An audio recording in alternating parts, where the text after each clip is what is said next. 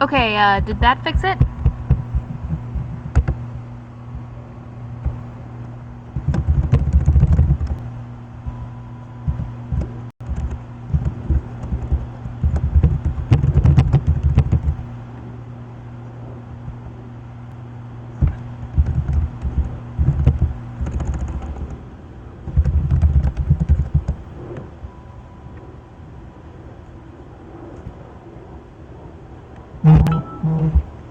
Okay. Oh, excellent. Okay. Got the audio now. I don't know if it was recording audio during the first parts.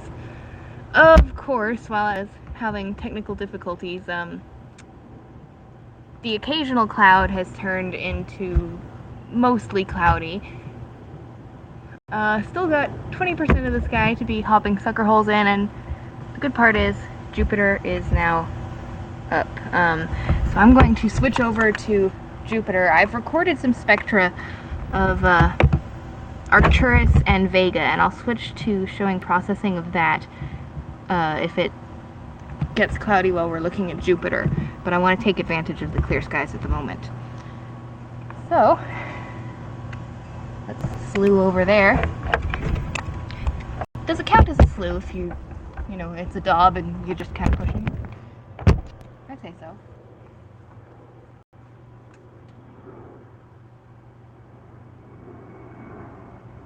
Okay. And there's Jupiter. Got a spectrum, but not a useful one to us, because it's not got a slit. Spectrum's going to be too blurry.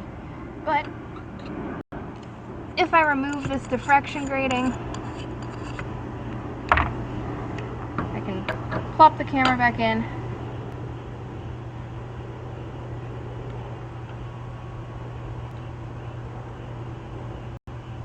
And look at a cloud. That was really poor timing. Well, maybe it's gonna get clearer for a second. There we go.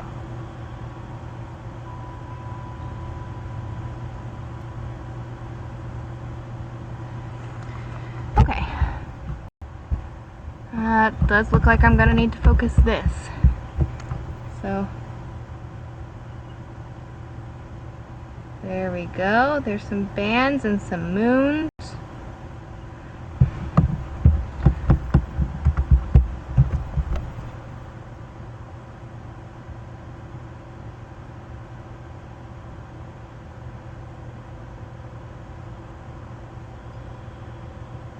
Okay. Now the brightness is varying pretty significantly, or was for a second there, because of the clouds, but it looks like we got a little clear window for at least a while, so. Okay. There's Jupiter. Got some nice dark belt right there, some other little belts. A lot of seeing distortion, but I'm going to record a video of this one. Try stacking it in auto stacker and pull some more detail out of it. Jupiter is quite low at the moment, I will say that.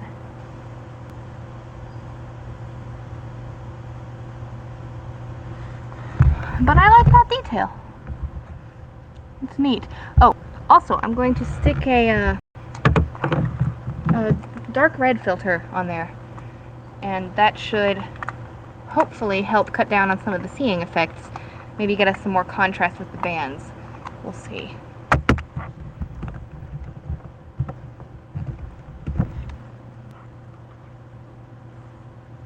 Okay, and after I stick this filter on, I'll go back and check the YouTube chat. Need to figure out a way to have that up next to ASI cap. Shouldn't be too hard.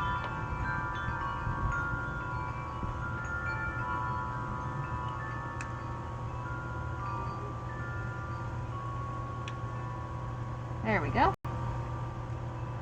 Now the filter will have slightly changed the focus. So let's zoom in and turn that wheel. There we go. See, that does kind of look better, I think.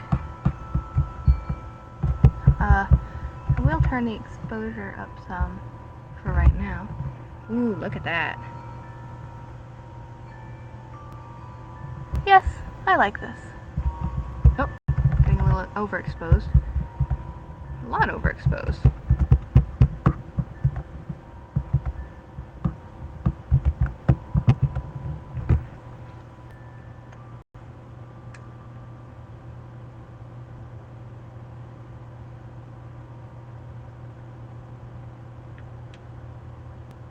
Here, Jupiter, Jupiter, Jupiter.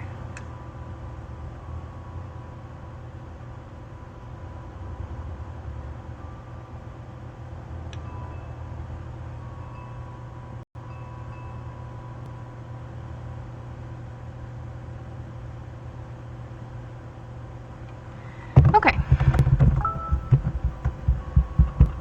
And there's our little friend. Now I'm going to turn the contrast up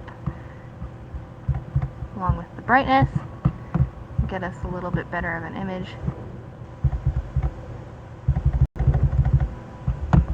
Oh yeah. Got a little dark feature right there. I wonder what that is. It's sticking off of the equatorial belt into the, what is that, the equatorial zone? I've heard people call it the temperate zone, but I would have figured that was closer to the poles. Okay.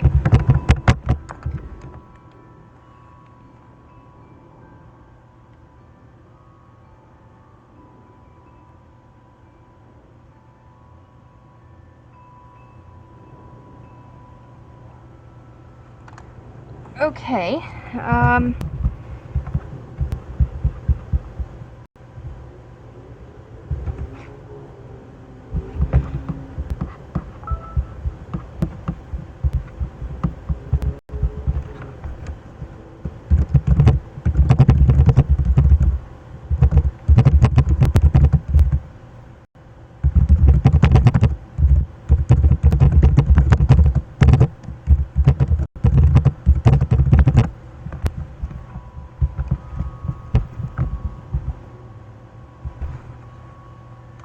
Okay, so I have been informed that the compression might be doing a number on the image, so I'm going to blow it up some more next time that I get it lined up and hope that that kind of helps to get through some of the detail.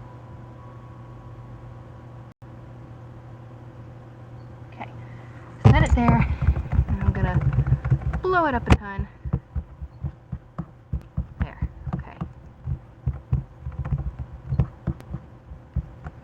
Here comes Jupiter for your viewing pleasure. Check that out. There's kind of a little dark spot right there. Festoon there. I think that's what they call it. I'm not sure. Really, I'm not much of a planetary observer, but tonight I'm going to try something different. Got the little moon up there is peeking through every now and then. Okay. Now, to get some actual recording done.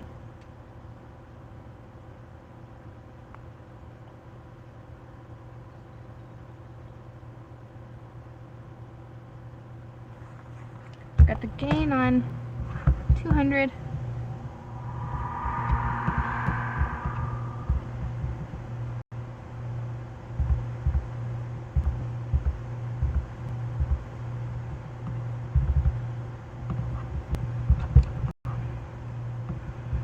Hoping that this is going to be a good exposure. This will be my first time trying planetary imaging, so I'm not sure exactly what the target is when you're going to be doing a lot of stacking. I might shoot at a couple different exposures. Okay. Going to define the folder. Jupiter, of course, should record just one neat AVI, but I want to be sure. Raw 16, no binning.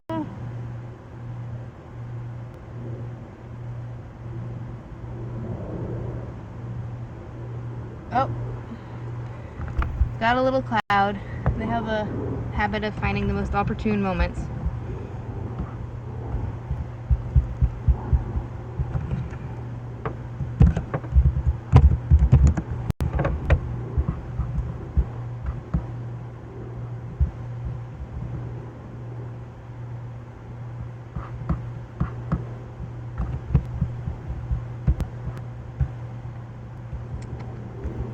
Okay, well, it looks like this cloud is a little bit bigger than the others, so I'm going to go ahead and open up our spec and show you guys the details of some of those spectra that we were looking at earlier.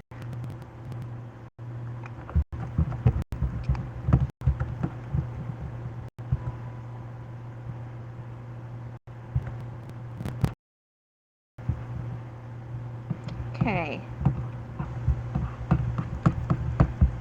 Image file.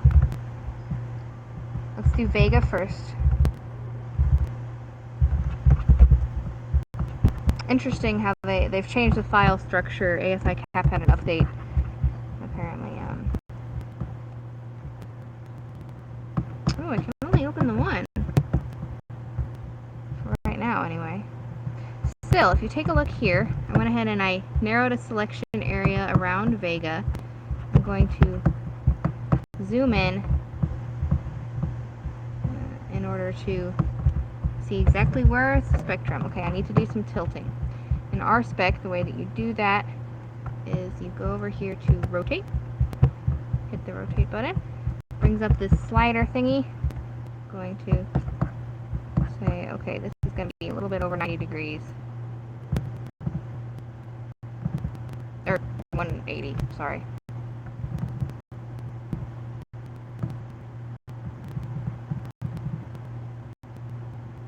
Okay, I'm eyeballing it in the window on the left. I don't know if you can see it because it's pretty faint. Now I'm going to move the lines down there.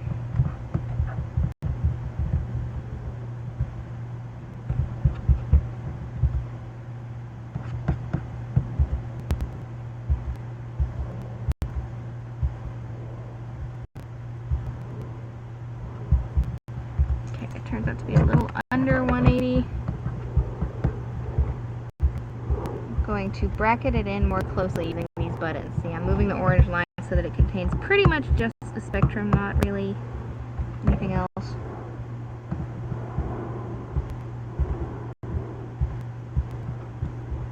I'll do a little finer adjustment to get it perfectly straight. That'll help with the sharpness. I'm going to put it on 2 decibels.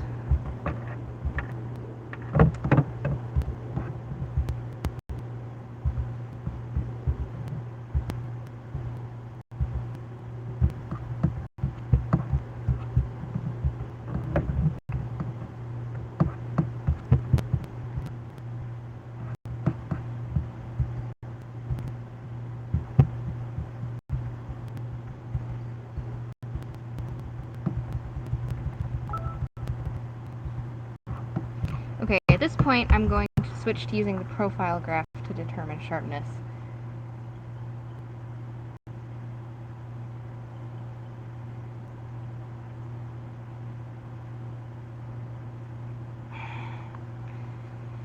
Man, there's a lot of tech issues with live streaming. Okay, it says that there is only a black screen right now. Okay, I think I may know why that is.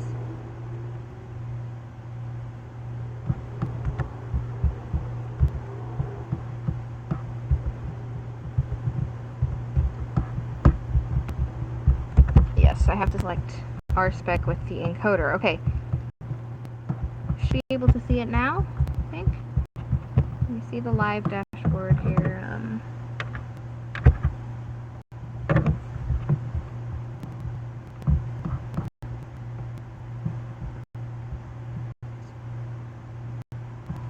That's showing ASI cap.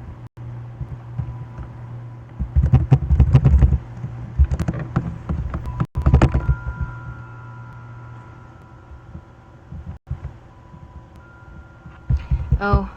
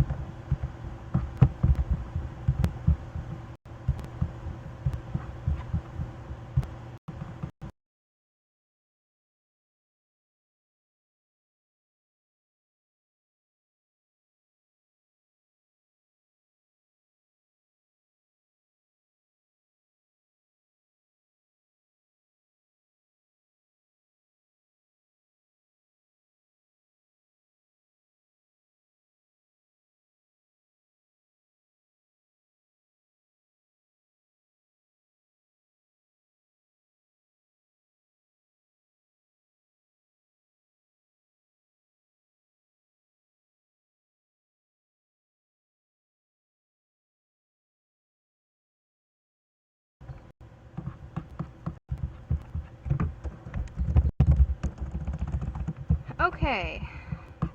Hopefully that's working now.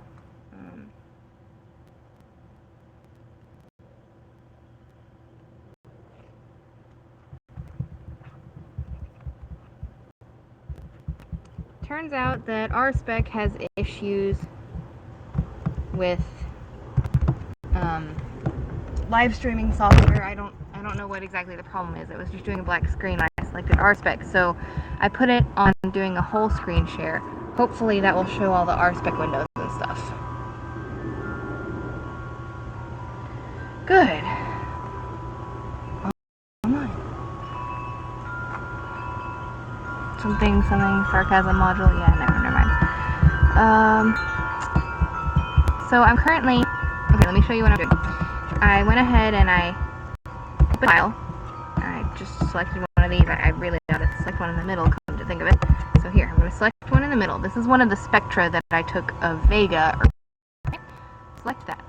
Alright, so there's my spectrum in the middle. I'm going to move these orange lines so that they surround the spectrum. And to get a more perfect fit, I'm going to hit the zoom button up there on the toolbar right there. This will allow me to have this little window. I can zoom in, and I go over here to the rotate button, hit that. I can have both these windows open at once and fine-tune the position and the rotation of the image.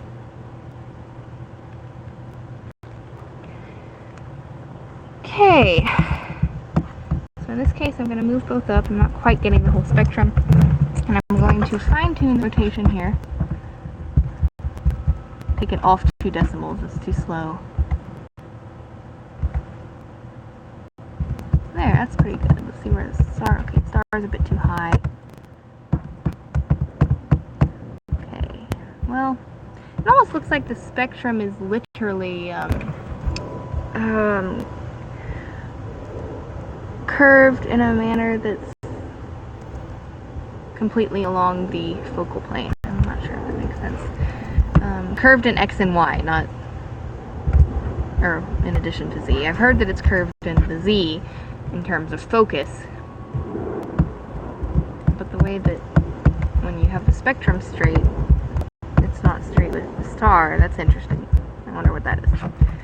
Anyway, the final adjustments I'm going to make with the profile graph over here, and because what I really care about is how sharp these lines are. So if I just zoom in on these lines, and I tilt until the lines are the sharpest they're going to be, then I'll know I'm there.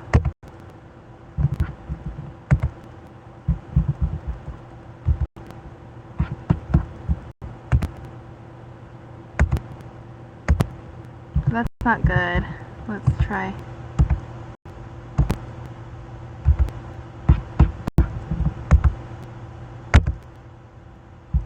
Come somewhere around here looks good. I'm going to put it on 2 decimals, see if I can refine further. Whoa. That is a significant loss of noise there.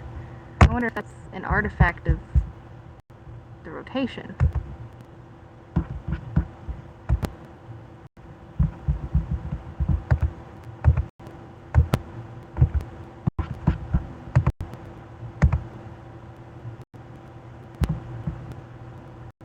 Whoa! No, don't be stuck down. I'm just going to leave it at here. I'm not going to use the 2 decimals today. Alright, so here is the spectrum of Vega. Now it is reversed from typical astronomical presentation. That would have the 0 order image, that's the star, huge spike on the graph. That would have that on the left. The spectrum on the right. Because that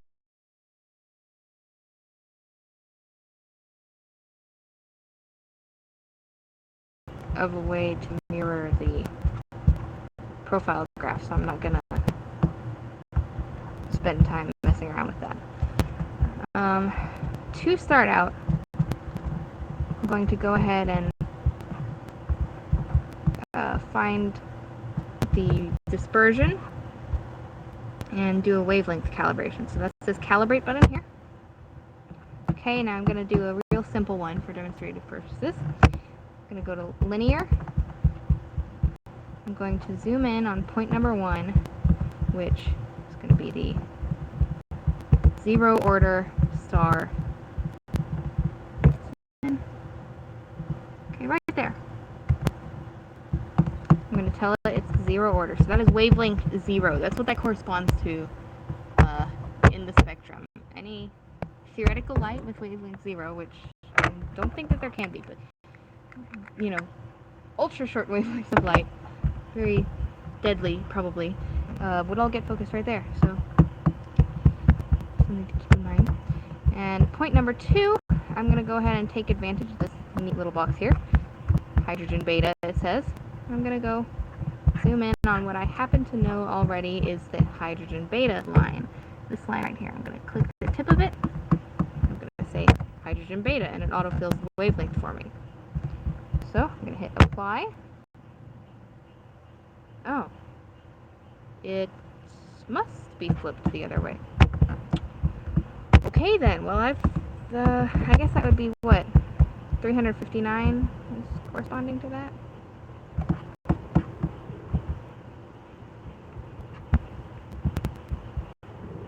Okay. Well, now I know how to do that. That's good.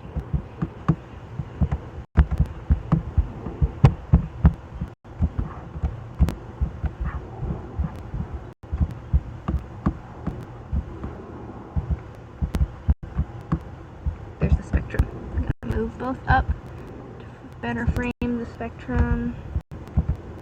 About like that. Okay. I know the rotation should be good. So, okay, here we go. Now I'm going to recalibrate with the correct astronomical conventions. I guess our spec's not going to let me get away with that. Okay. Pixel number 2.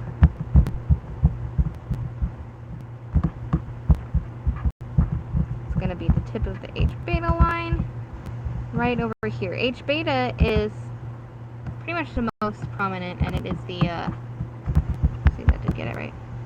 Yeah. It is pretty much the farthest redward line you're gonna see in the left half of a star spectrum. This is an AOV star, Vega is. So you have your hydrogen Balmer lines. This one I think is H alpha. We're about to see when I do the wavelength calibration. But from then on, moving towards the left, ever decreasing wavelengths, it gets shorter and shorter spacing each time. See, each of these lines is closer together than the last. The amplitudes get less. They're making less of a dent. Like here you can see there's just a tiny little line. There's maybe one. So it eventually heads towards the Balmer break, which is down in like the 300 nanometer zone, I think. I'm not certain about that. Don't quote me on that. And I guess the beta and the gamma are quite prominent here. The gamma might be a little more so than the beta. But what surprised me was that being beta, it's actually more important than the hydrogen alpha line. When I was at SMSW2, Sacramento Mountain Spectrography Workshop, they were teaching us how to process spectra from an L high-res spectrograph, which is, as the name might imply, very high resolution. It's a totally different beast. And they were focusing entirely on the hydrogen alpha line. They'd have a tiny field of view that would cover like just the hydrogen alpha line. Pretty impressive. Anyway, I'm going to hit this apply button right here. And now it's calibrated in angstroms. So you can see that's 0 angstroms. 1 angstrom is 1/10 of a nanometer. So you just take a 0 off and you have the number of nanometers. You can see I was detecting light down there. I want to say that was probably some light scatter. I'm not sure that I was actually detecting light down to 350 nanometers. That's I don't think the CCD can do, or CMOS. It's the CMOS. So the spectrum is kind of noisy because I'm using just a single frame. Later on, I'm going to go to serial and I'm going to stack all the frames I have in a folder, which is a lot. Even though I only ran it for probably a minute, I wind up with about 150 frames. Each one has a little text file along with it for some reason. It's got the header info. And I just remembered I need to check the live dashboard. I need to get better about that.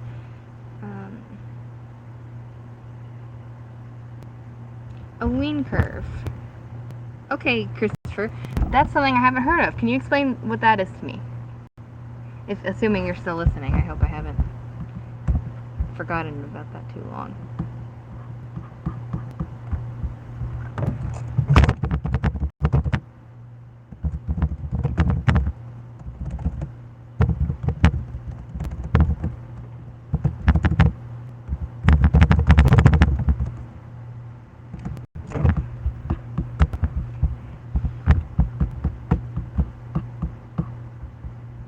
Okay, so I've got the calibration.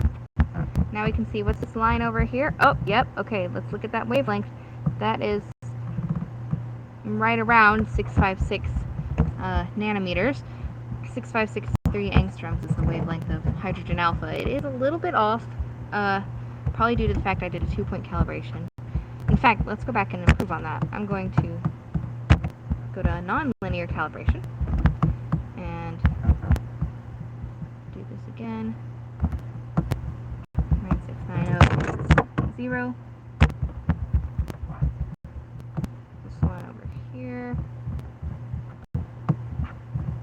And you could spend a lot of time refining the calibrations on this kind of thing. Oh no, I didn't mean to do that. It's hard to navigate with the touchpad. I've always done my processing on a desktop with a proper mouse. You could spend a lot of time improving the accuracy of your spectrum, and I'm always a little bit torn about, well, you know, if continued time will improve the spectrum, how do you ever know that you're done? I don't know exactly. So now, I don't remember the H beta line number, but fortunately, okay, 4861. So this is 4861 angstroms. Angstroms is pretty much the standard for visible light spectra. Okay, let's see.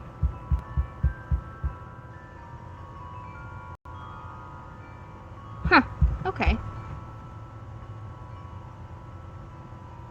So that's like the Planck curve. That's what I've heard of before is that the overall continuum profile of a star is a Planck curve. Is that the exact same thing, or is there a distinction there, Christopher?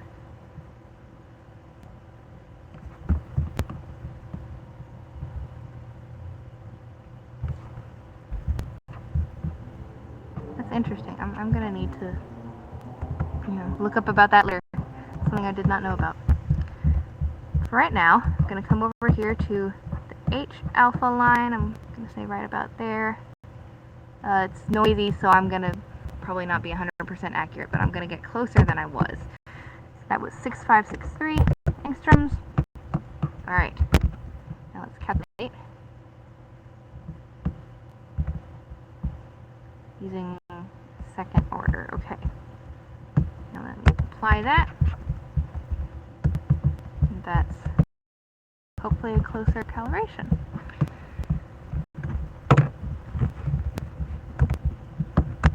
See, now I'm remembering to check it more often.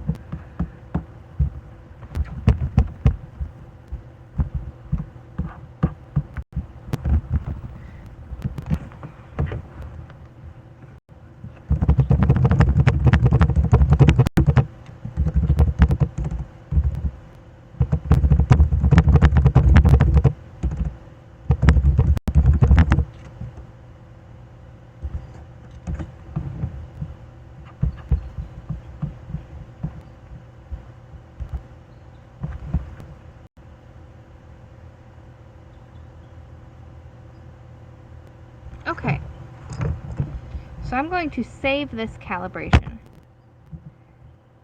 Let's call this live stream calibration number 1, which is a Vega spectrum and a 3-point calibration? Second order. I'm exactly sure what kind of information I'm going to need in the future about a calibration, so I tried there in the title. So now I can use that same calibration later on any spectra that I take tonight, just by selecting the 0 order and then loading the calibration, and it'll fill in. So even when I'm looking at like Arcturus doesn't have the really clear Balmer lines for me to do a calibration on. That's why they say that you should start with a AOV star like Vega, because they have these really super clear Balmer lines, and they're also standard stars, which is going to come in when I do my instrumental response calibration here in just a second. So, I'm going to check out the reference library and open AOV. Alright. Let's see. Open that. Now, just real quick, let's see how much of a match I've got. With this, I can scale the reference to get it to match this, and oh, yeah, see, that's not great. So this is what I'm going to do. I've got the spectrum from Vega. It looks like this blue spectrum. It's a standard star for this type of spectrum. For all I know, this is a spectrum of Vega. I'm not sure. But because my telescope has, mirrors that aren't perfectly reflective of all wavelengths, mostly because my camera is using silicon pixels, receiving sites, and silicon does not have an even response to all types of light. Some types of light it doesn't absorb very well. I wind up losing sensitivity both on the red end and especially over here on the blue end. There's a sharp drop-off in sensitivity. So you see, even though Vega is brightest right about here, it looks fainter there than it does over here. So fortunately, it is actually pretty easy to correct for that. So that's what I'm going to do. And okay, so to start out, actually, I'm going to go ahead and open this referencing in the main profile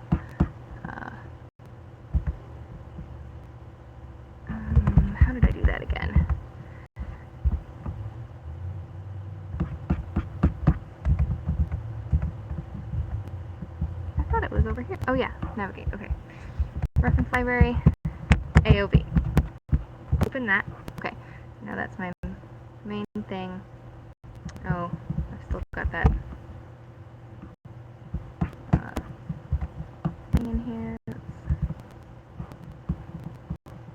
Okay, I just need to discard my reference series. Okay, there. Now, as I recall, I need to go to edit points, and I want to get just the smooth curve of an AOV star, the Wien curve, as Christopher said.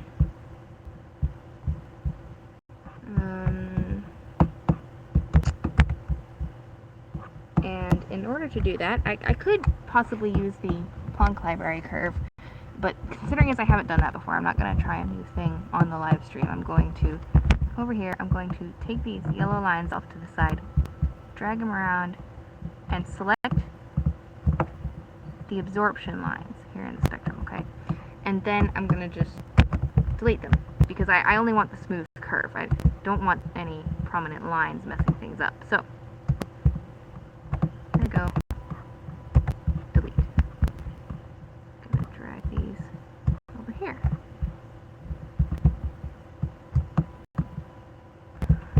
And this really pained me the first time I saw it being done, because, I mean, you're deleting data. I couldn't really understand. Why would you do that? Isn't that messing it up, like, a whole lot? Why don't you just take a spectrum of Vega, a stock, a reference spectrum, and just use that, including your absorption lines. Surely the absorption lines of Vega are static. I think the reason they don't do that is because, no, I don't think they are static. Because your instruments will give different depths to the absorption lines depending on how well you've resolved it. So it's better to go off the general curve. You're going to resolve the general curve, but like my grating is low enough resolution. I'm only working in R, like 100. The reference spectra are considered, R2000 to be low. That's what the professionals think. So my absorption lines are going to be shallower, and I'd wind up overcorrecting in those spots.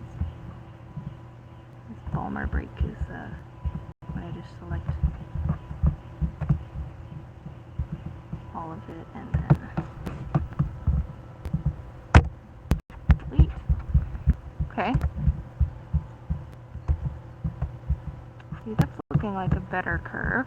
I think I do need to get rid of these couple straight points here that are affecting the shape of the curve. Any of the highest points, those belong to the curve. Absorption is what's changing the shape to be spiky.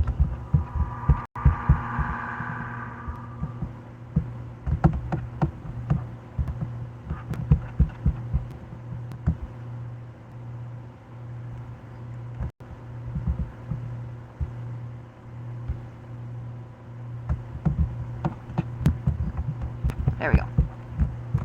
Okay.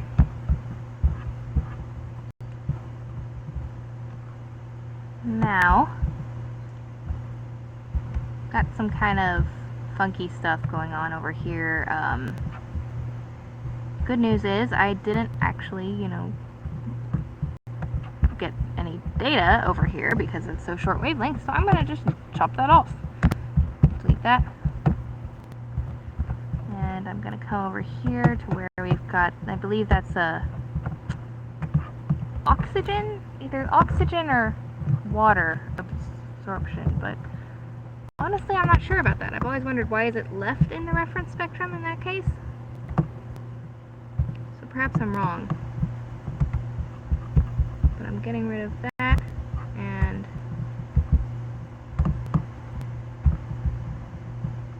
that. Alright, I think I've done a nice, thorough job of cleaning up this curve. But in order to get it to be smoother and get that Wien curve, trackball? What does that mean?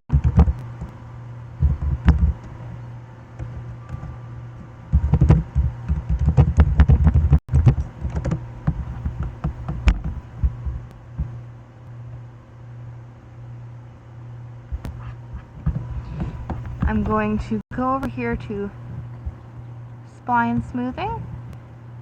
I'm going to try and get a nice smooth curve out of this. Now when I hover over the reference label over here, it'll light it up. That makes it easier to see what curve I've got. See, that's a nice curve right there. I might go a little higher.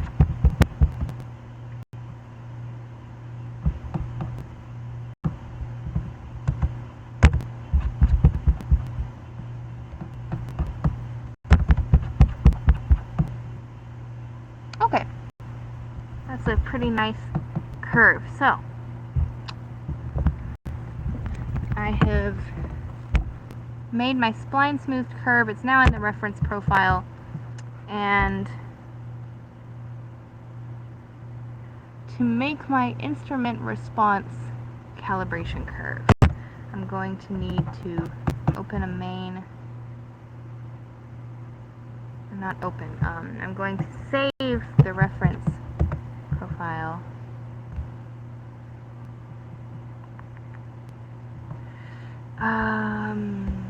Trying to remember, how do you move the reference profile into the main profile? There was a way to do that. No, that's main to reference. Maybe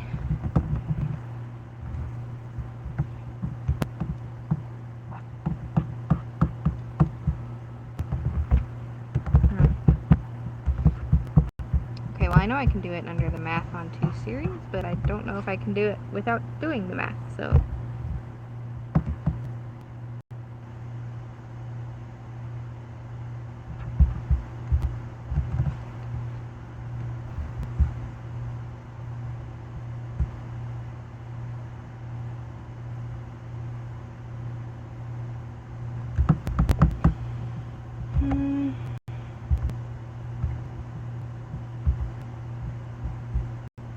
here. Okay, I'm going to save the reference file. I'm going to call it smooth AOV star livestream. Save that. Now if I go ahead and bump the lines over here, it should bump this back to the main profile, yeah. And I'm going to reference, close reference series. I'm going to reapply the calibration. Okay, now we're back to angstroms. And load the reference series.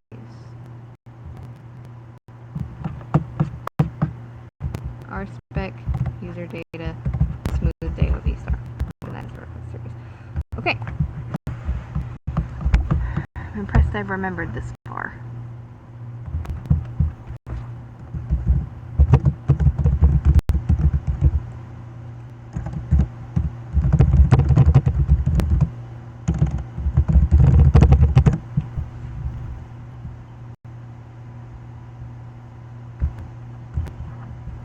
All right.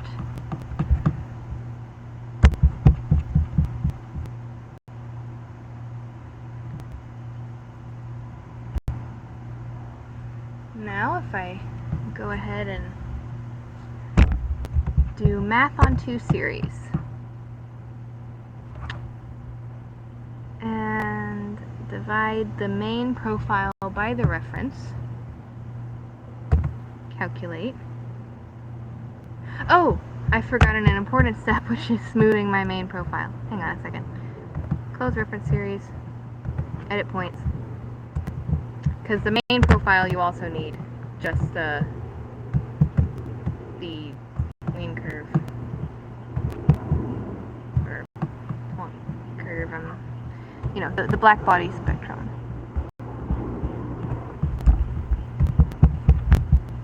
There.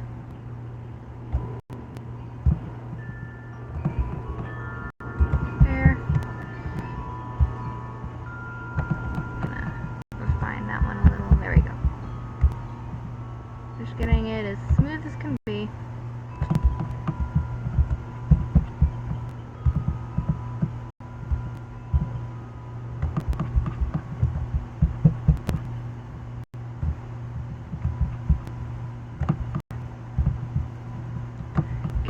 H alpha. And over here, I think that's atmospheric absorption. Let's get rid of that.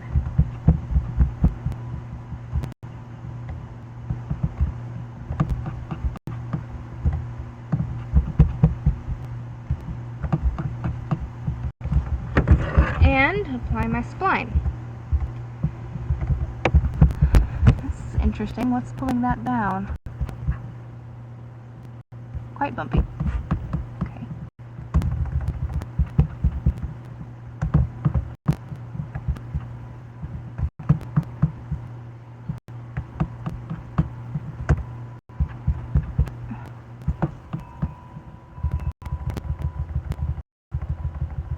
Can't say that I really understand why that there's pockets there.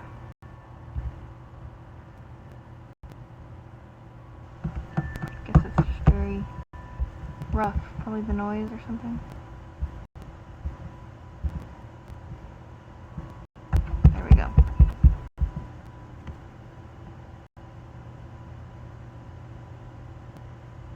It's a pretty good curve. What does it look like if I do more spline?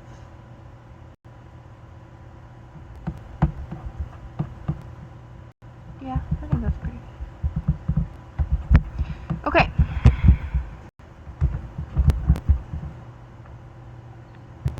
Now I'll go ahead and save the reference as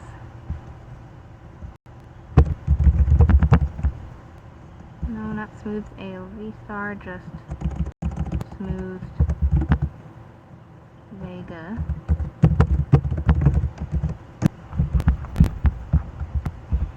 Go over here to actually can't do that yet, I need to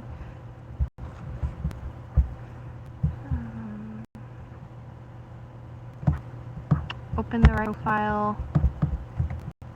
As the main profile, I'm going to open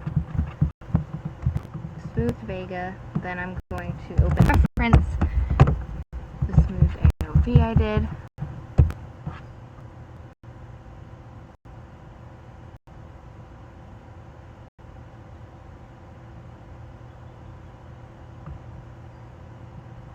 Here they're scaled to be the same. There we go. You can see the difference between the two curves. Math on 2 series. Okay, almost there. Main profile divided by reference profile. Let's calculate that. Okay, there. That's supposed to be my instrument response curve. A little bit suspicious about that. I'm not sure if that's atmospheric or not, but take that. I will move that to the main profile. Actually, well, yeah. And I'll save it. And I'll call this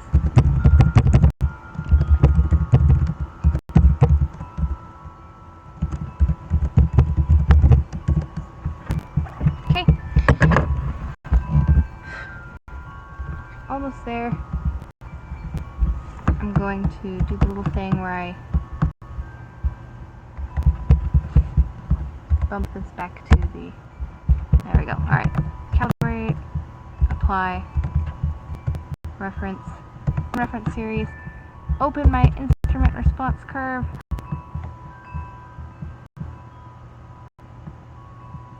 math on 2 series, main profile divided by reference, and there is my calibrated Vega spectrum. I will appreciate all the noticing that's going on of how well this matches the reference spectrum. In fact, I will put it in the main profile so that I can compare it to the reference spectrum. Reference library AOV. See, isn't that much closer now? I'll get rid of the measure lines. So they've got some UV data there, but I mean, check it. I have a really good match here. So now that I have calibrated out the different response of my telescope and my camera to light, and I've put it into more absolute units, I've got a nice match here. You'll see my lines are not as deep because of the resolution of the instrument is poorer. You see they're wider but not as deep. But the overall shape, that is pretty good. Pretty darn good, if I do say so myself. Okay. Let me check on the... Okay. So now I have both a calibration file and an instrument response curve that I can apply to any other spectra that I take tonight. The hard work is done, and now I can just put my telescope somewhere, shoot an image, and load the files. In fact, when I demonstrate, it is clearer now than it was before, and I'll go back to Jupiter in a minute, but I'm going to pull up Arcturus real quick. Let's do the first capture. I think it's the first capture, I'm not sure. Okay, select Arcturus. Oh, I want to get rid of this reference, because that's a Vega reference. Bring the capture lines down. Aha, there's our spectrum. This is why it would have been harder to calibrate. You've got your little methane line here, but there's not nearly as much to work off of. Calibration is hard on cool stars. But hey, they're cool, so they gotta be worth it, right? Here, somewhere, we've got the actual spectrum. There. That looks nice and straight. Oh, of course, I already set the rotation on Vega. So I think we're all set. I'll just go calibrate.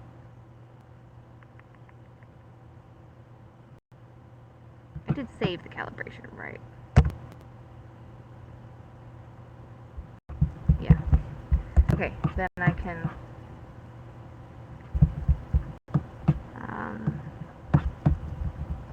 actually, I don't know that I've done this before. I know you can do it.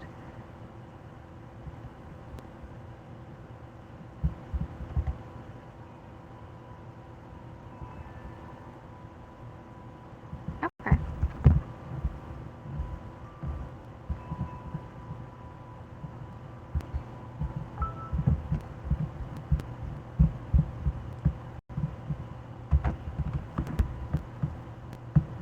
Yes.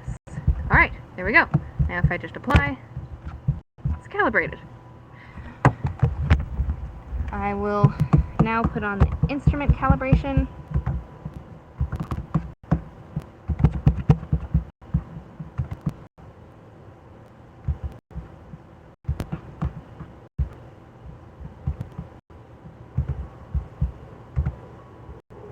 And here we go. That's our spectrum for Arcturus. Now,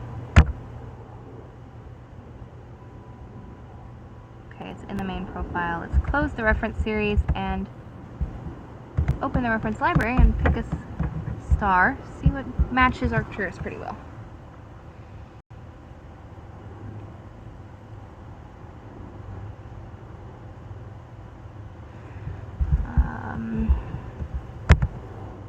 K53 is one that I'm familiar with. That's Aldebaran is that one, but apparently not Arcturus.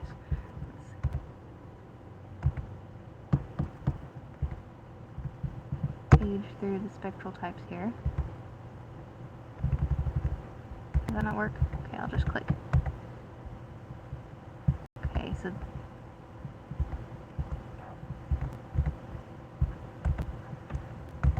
I don't think it's a G star. That K star's kind of close. Oh, that one's kind of close.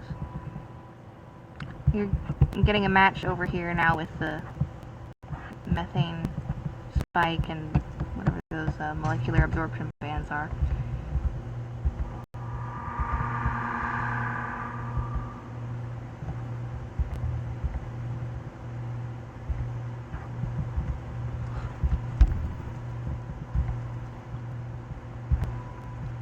And this one will be a whole lot better when it's stacked and less noisy.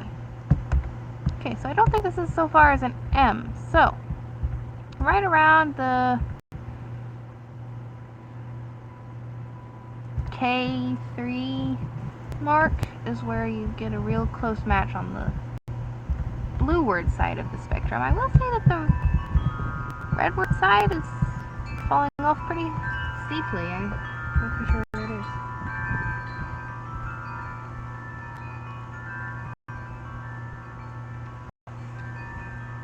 Let me use my cheating device, my phone, and Google what is the spectral type of Arcturus.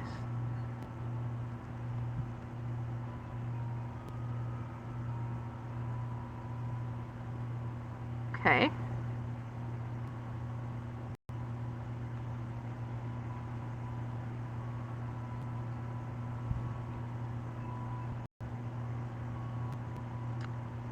K0 or K1.5. That's close. Still fairly far off as stars go. K03. That's what they say it is. Well, I have a fairly rough calibration, but I would say the K3 here matches a lot better on the blueward side. Anyway, that is how you calibrate spectra in RSpec. Hopefully I didn't make a mistake. I was doing that from memory, but looks like the right kind of results. I'll verify later and have to put a little note on the video if I got it wrong, but I think that's right.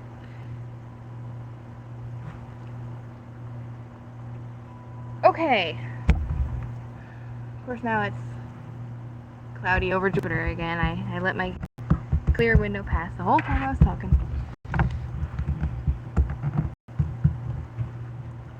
What can we see?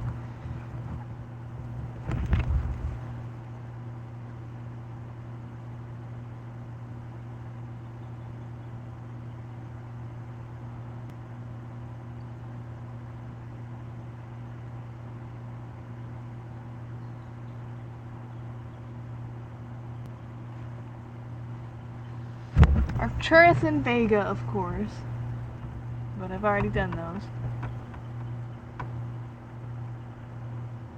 Perhaps I'll just go back to Jupiter. It's visible, it's just through some kind of patchy clouds, but they might move on.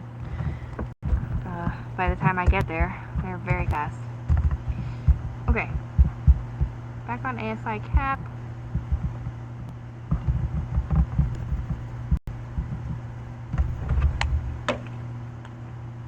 And Jupiter is much higher now, so let's see if the image is better.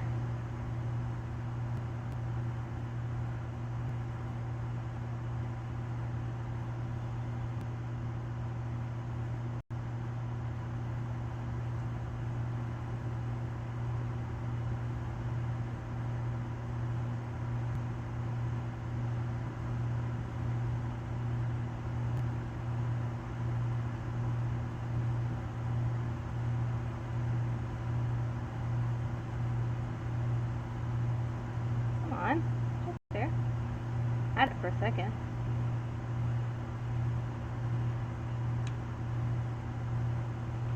It's not too dim at this exposure, is it? Oh, there it is at the top.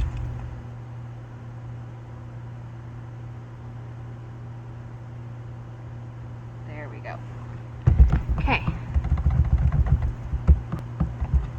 Oh yeah, look at that. We've got two little thin bands in the middle there.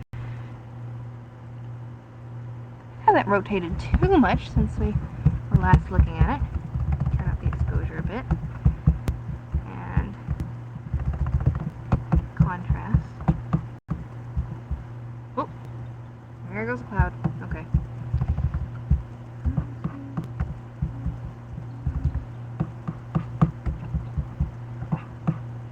Yeah.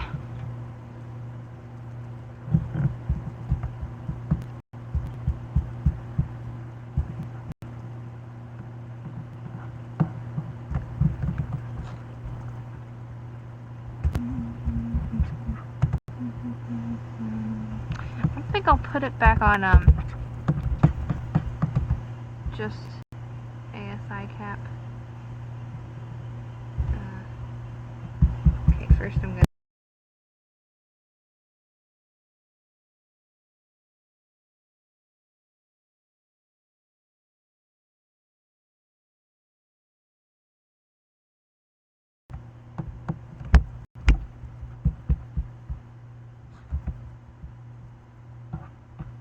okay.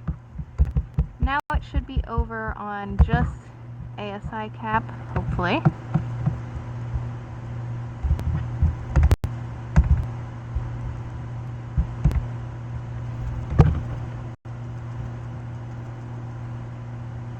Next time I get a clear window, I'm gonna start it rolling to record some frames for planetary imaging.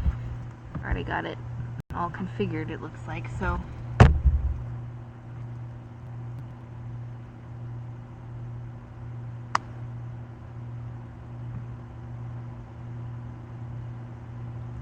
I'm glad we got as many clear sky minutes as we did. It does not always work out that way.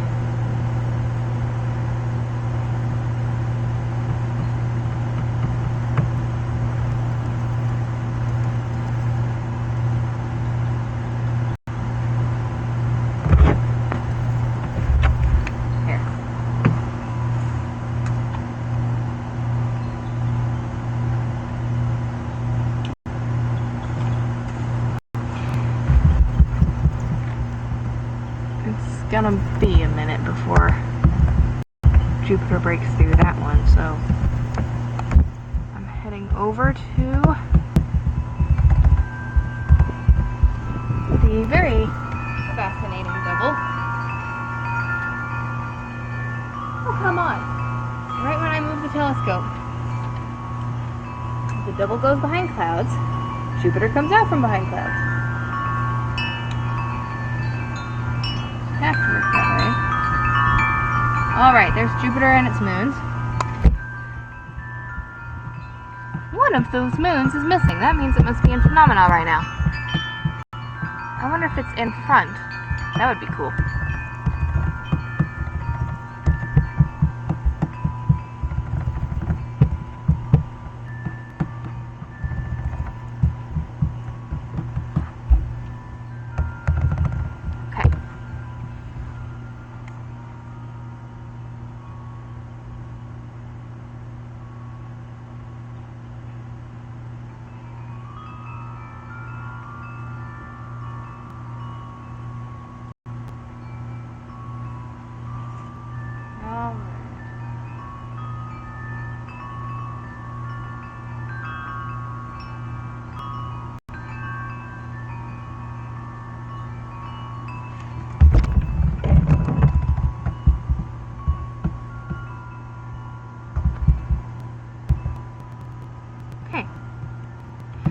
I need to be doing an ROI or else I'm going to have capped FPS, aren't I? How do you do an ROI? I can move the position of ROI.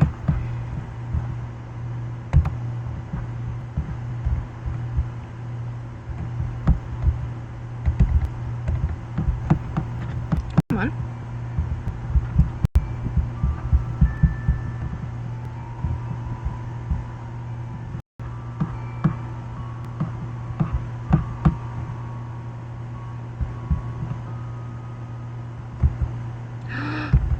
Can I make it night themed? I can.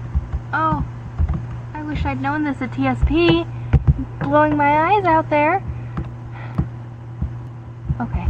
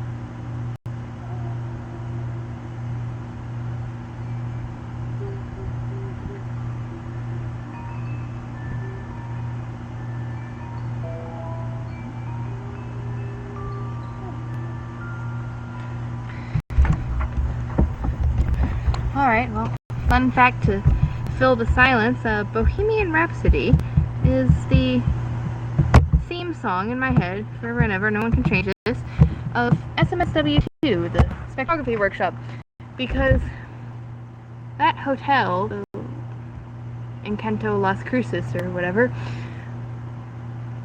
someone there, someone with power over stereo systems, is really fond of Bohemian Rhapsody. I mean, I like it too,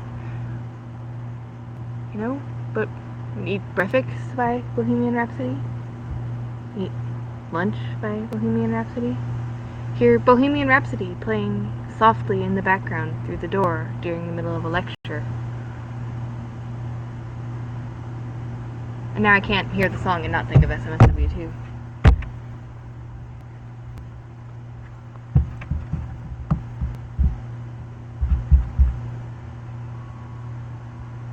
I may have to pack it in soon here. There are these little sucker holes, but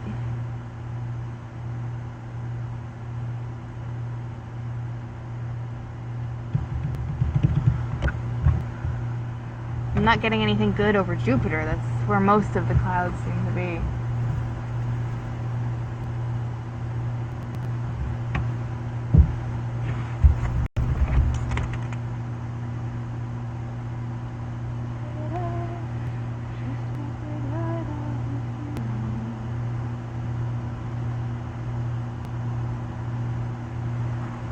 I'm not zoomed in, am I?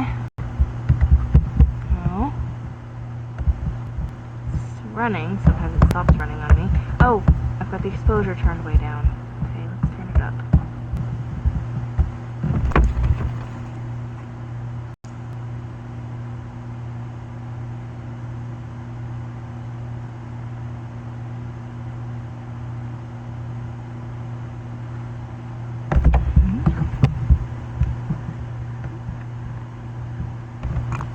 Well, I'm gonna give it another minute or two. In the meantime, I'll look up how to put a region of interest in ASI cap, because I'm not sure quite how to do that.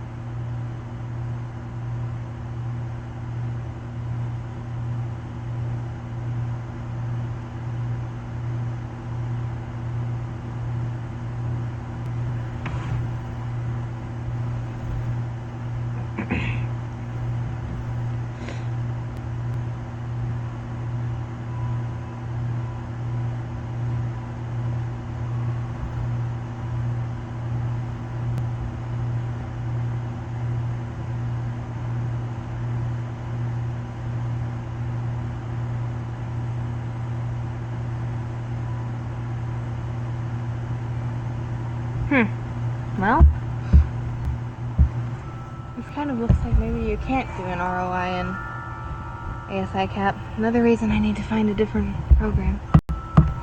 Would you look at that? Camera's running at 36.6 degrees Celsius. That works out to what, like 90?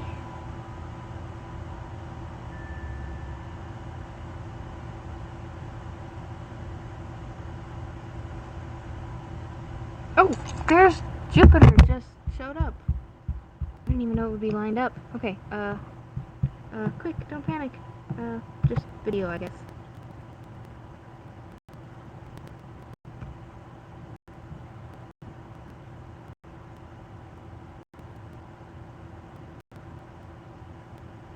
Good lord, the camera's running at nearly 100 degrees.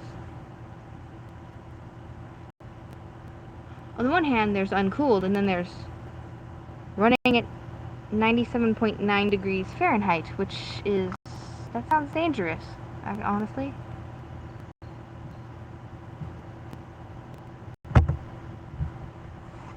Hey.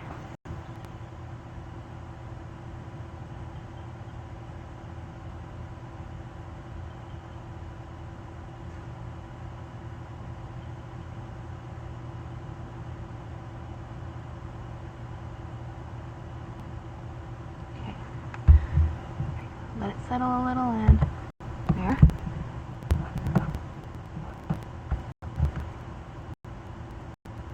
Like I got the moons there for a second. Oh, okay, it's Spanish. Let me cut that.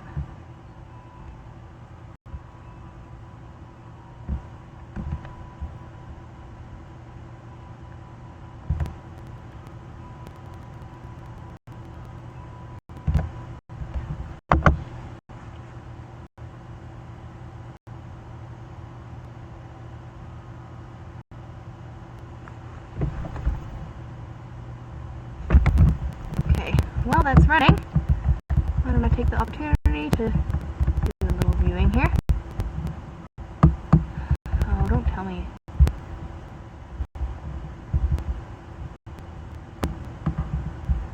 Contrast is going to mess things up. Okay, right now I'll settle with not seeing surface details.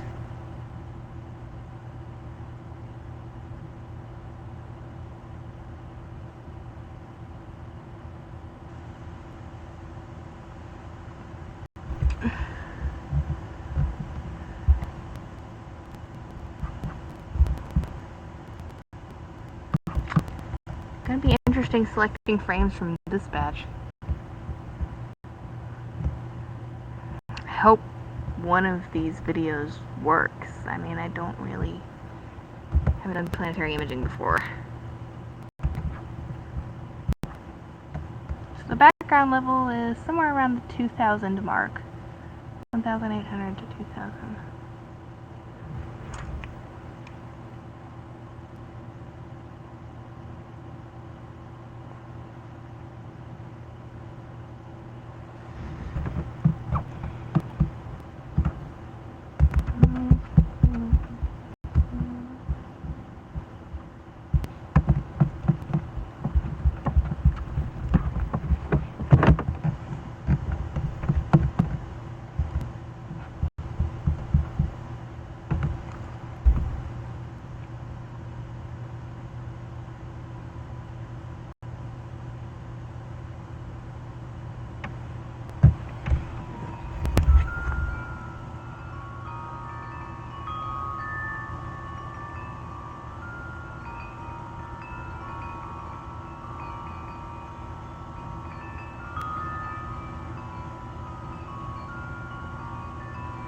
Okay, might make this the last sucker hole I wait through, and then I'll pack it in.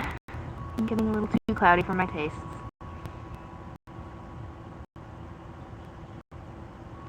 Still, if my friends will tell you anything, it's that I'm the one who stays out even when it's 95% cloud cover. And I have to tell you, I see some cool stuff then. Alright. Well, I don't think that was entirely awful for a first live stream effort. And thank you to Christopher and anyone else who tuned in and sat through it with me. I'm going to go ahead and cut the feed here, and I will be posting the results of the planetary photographs, if I can extract something from that. I should be able to. And also the spectra. I'll be posting those on my social media in the next couple days. Facebook and Instagram. Once I get them processed, it always seems like that takes 3 times longer, really, than it does to record it. Or, well, as I calculated, 20 times for the spectra, because I'm only recording